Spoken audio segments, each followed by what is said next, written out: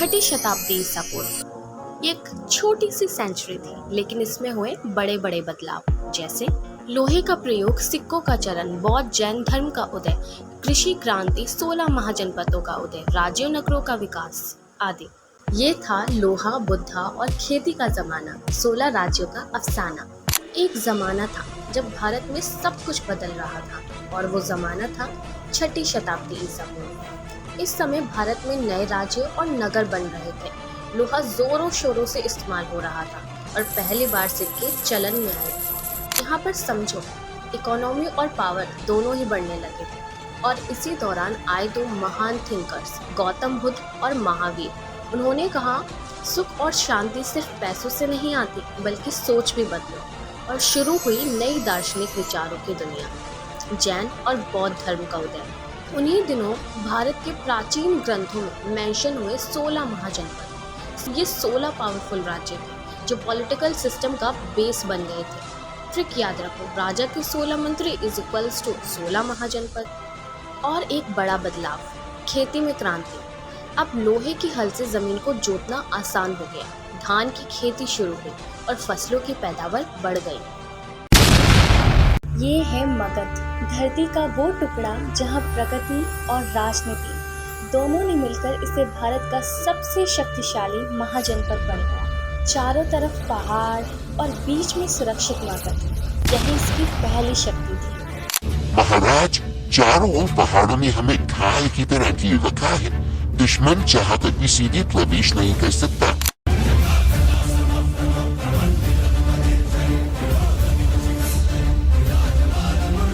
गंगा और सोन नदी खेती को जीवन देती और व्यापार को गति। इन नदियों ने हमें सिर्फ पानी ही नहीं दिया, बल्कि व्यापार और समृद्धि भी दी है। उपजाऊ जमीन जनता की भूख मिटाती और खजाना भरती। हमारी जमीन इतनी उपजाऊ है कि हर मौसम में अनाज उगता है। भूख यहाँ किसी को नहीं सताती।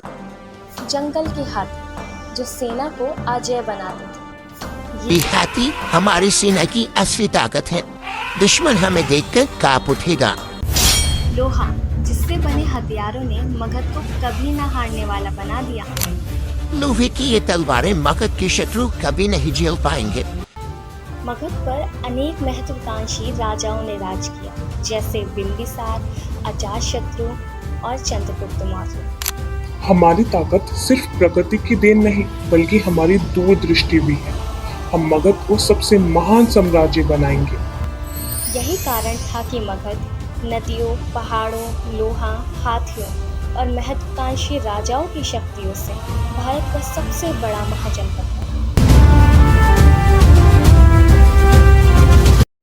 मगध की धरती पर एक नए युग का सूर्य उदय हो रहा था, चंद्रगुप्त मौर्य का साम्राज्य।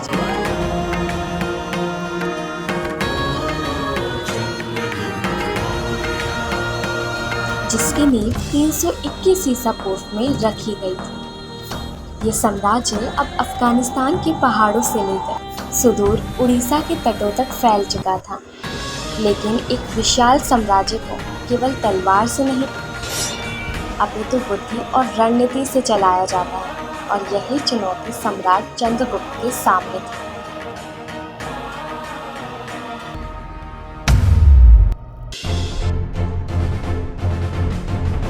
सम्राट, खबर अच्छी नहीं है।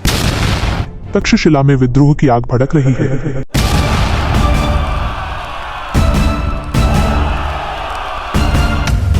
और उज्जैनी से भी खबरें आ रही हैं कि लोग प्रशासन से असंतुष्ट हैं।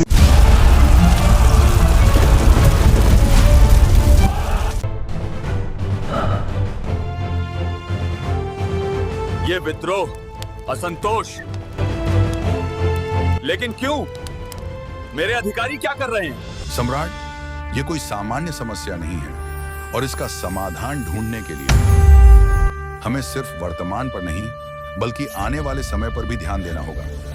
हमें अपनी पहचान को इतिहास में दर्ज करना होगा। इसीलिए मैं कहता हूं कि प्रशासन के साथ साथ ज्ञान और लेखन भी आवश्यक है।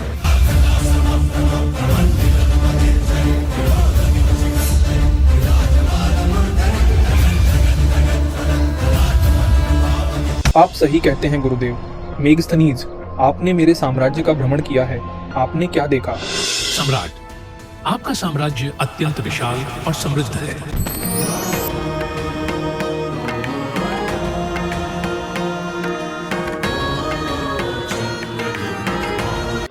मैंने अपनी पुस्तक इंडिका में यहाँ के लोगों, यहाँ के रीति रिवाजों और आपके शासन के बारे में लिखा है। यह भविष्य के लिए एक महत्वपूर्ण दस्तावेज बनेगा। और मेरी पुस्तक अर्थशास्त्र,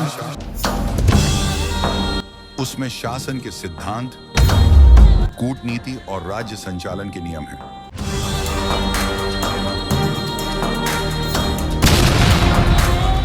सम्राट, यह हमारी प्रशासनिक व्यवस्था की रीढ़ है।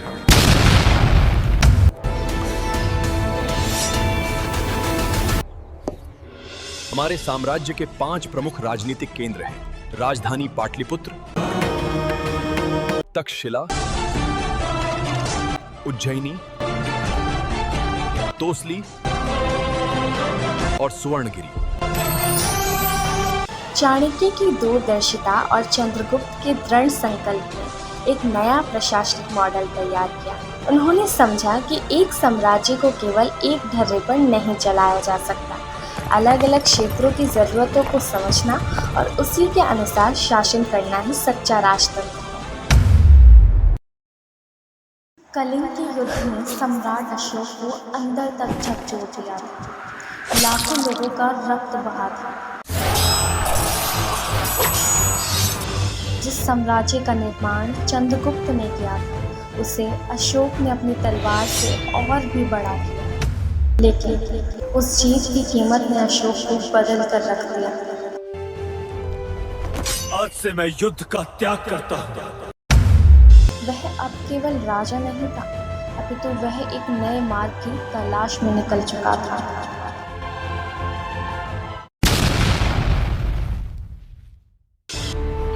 सेनापति, अब और रक्तपात नहीं। ये तलवारें मुझे सिर्फ विनाश दिखाती हैं। मुझे एक ऐसा रास्ता चाहिए जो लोगों को आपस में जोड़ सके, न कि तोड़ सके। सम्राट, लेकिन हमारा साम्राज्य विशाल है। इसे नियंत्रित रखने के लिए सेना की जरूरत होगी। सेनापति, अब मेरा शासन तलवार से नहीं, धम्म से चलेगा। मैंने एक नया अधिकारी वर्ग बनाया है, जिसे धम्म महामात्य कहा जाएगा। इनका काम युद्ध करना नहीं, बल्कि लोगों के बीच शांति और नैतिक मूल्यों का प्रचार करना होगा। ये अलग अलग जगहों पर जाएंगे और लोगों की सांसारिक और नैतिक जरूरतों का ध्यान रखेंगे। अशोक के धम्म की विशेषताएं सिर्फ एक धर्म तक सीमित नहीं थी।